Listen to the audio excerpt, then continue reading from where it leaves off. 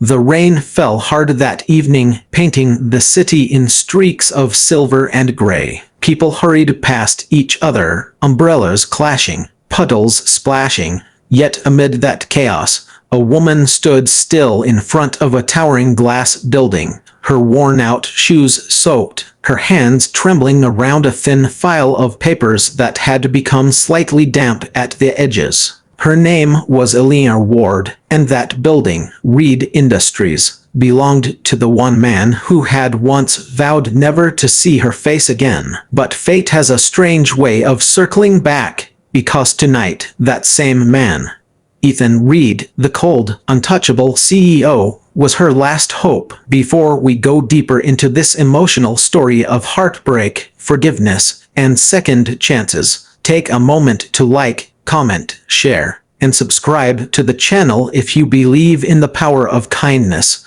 redemption, and how one act of grace can change a life forever. Elena had been many things in her life: a dreamer, a fighter, a daughter who never gave up, but life had slowly chipped away at her light. Once, she had worked for Ethan, back when both were young and ambitious. She had been a junior designer at his firm, full of ideas and energy, while he was the newly appointed CEO, struggling to prove himself after inheriting the company from his late father. He had trusted her more than most, even shared his vision for the company's future with her, until one cruel twist of fate shattered that fragile trust. A major project proposal had been leaked to a rival company, costing Reed Industries millions. The investigation led straight to Elena's department, and though she pleaded innocence, the evidence pointed directly at her. She had been fired on the spot, humiliated, branded a traitor,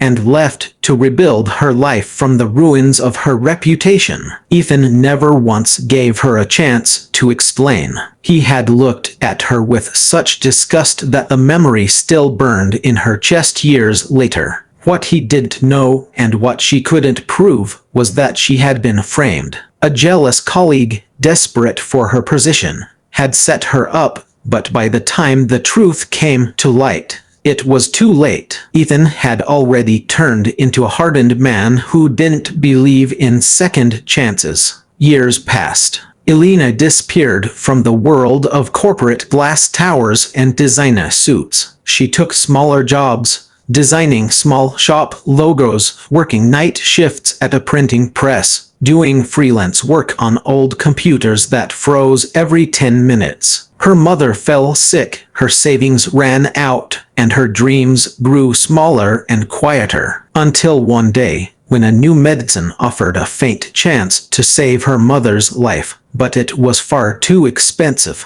Every door she knocked on closed before she could even finish her sentence. Except one. That's how she found herself standing again before Reed Industries, a place that once destroyed her career, now perhaps the only place that could save her family. She had prepared her proposal carefully, a design idea for a campaign that could change the company's struggling subsidiary. If only she could speak to Ethan, just once, maybe he'd hear her out. Inside, the building gleamed like a world she no longer belonged to. Glass walls, polished marble, and people in suits moving with purpose. She felt invisible as she waited in the lobby, clutching her file tightly. When she finally managed to speak to the receptionist, the woman gave her a look of pity. "Mr. Reed doesn't take walk-ins," she said curtly, but Elena begged.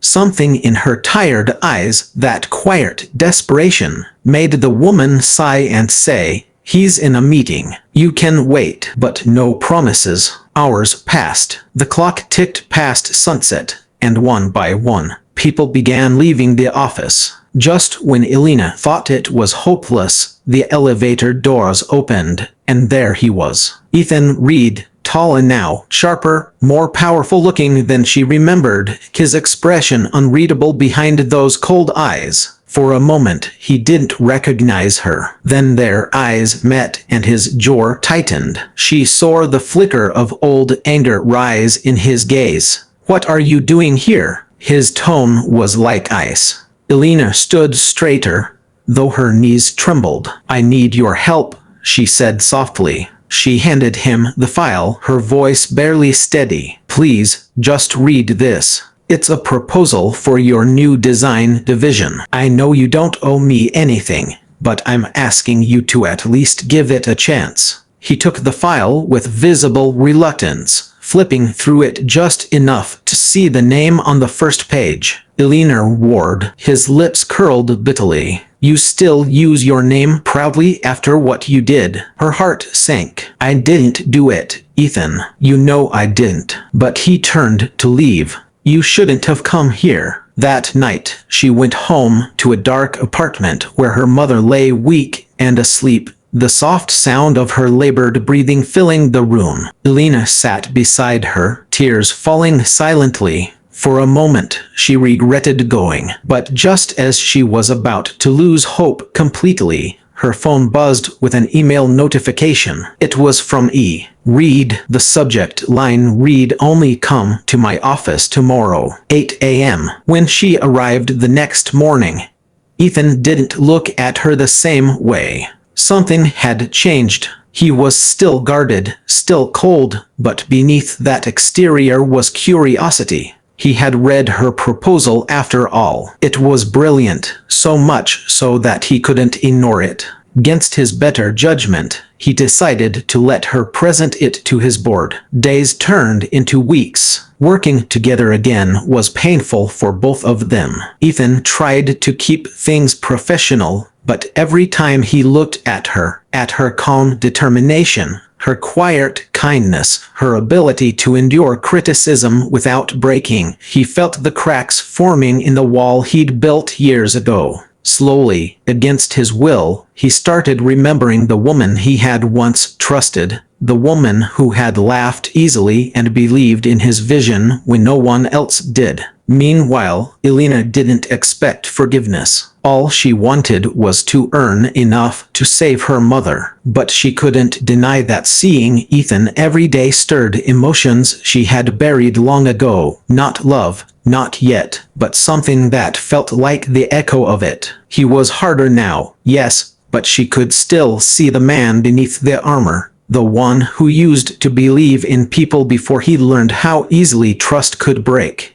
When her proposal was finally presented, it succeeded beyond anyone's expectations. Investors loved it, and the board approved the campaign. Ethan's company gained massive traction, and the credit, surprisingly, he gave to her. During the press briefing, when asked who led the creative strategy, he simply said, "Elena Ward." Her name echoed across the corporate world once again, but this time with respect. Yet, success didn't erase the pain between them. One night, after everyone had left, Ethan called her into his office. He looked tired, not like a powerful CEO, but like a man fighting with his conscience. He admitted that after firing her years ago, he'd learned the truth, that she had been framed, but by then, she had vanished, and he'd buried his guilt under work. He confessed that he didn't know how to face her, so he pretended she didn't exist. His voice cracked slightly when he said, "You were right. I should have believed you." Eleanor's eyes filled with tears. It wasn't anger she felt, just quiet sorrow. She told him that forgiveness didn't come from words, but from change. And maybe helping her rebuild her life had already been the first step. The next morning, Ethan found out through a nurse's call that Elena's mother's condition had worsened. Without telling her, he cleared the hospital bills and arranged for the surgery her mother needed. When Elena found out, she was overwhelmed. She confronted him, but he simply said, "You once saved my company. Let me save what matters to you." From that day, everything shifted. They weren't just boss and employee anymore. They were two broken souls learning to heal. He started smiling again, the coldness melting slowly. She began to believe in people once more. Together, they rebuilt not just projects, but themselves. Months later, Eleanor's mother recovered, and life began to brighten. One evening, as the sun set over the skyline, Eleanor stood on the balcony of Reed Industries, looking out at the city. Ethan joined her silently, the wind catching his tie, his gaze soft for the first time in years. They didn't need to speak, the air between them said everything. Two people once torn apart by misunderstanding had found their way back,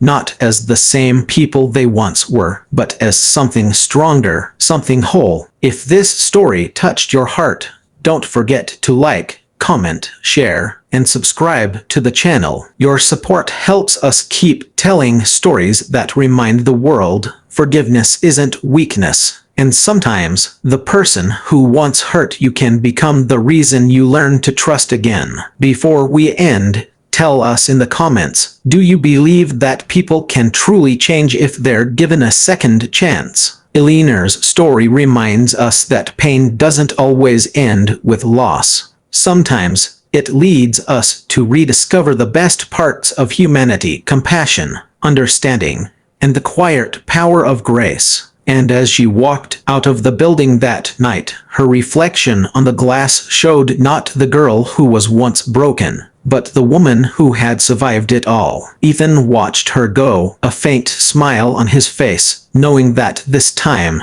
he wouldn't let the past define them, because in the end, she had been his redemption, just as he had unknowingly been her last hope.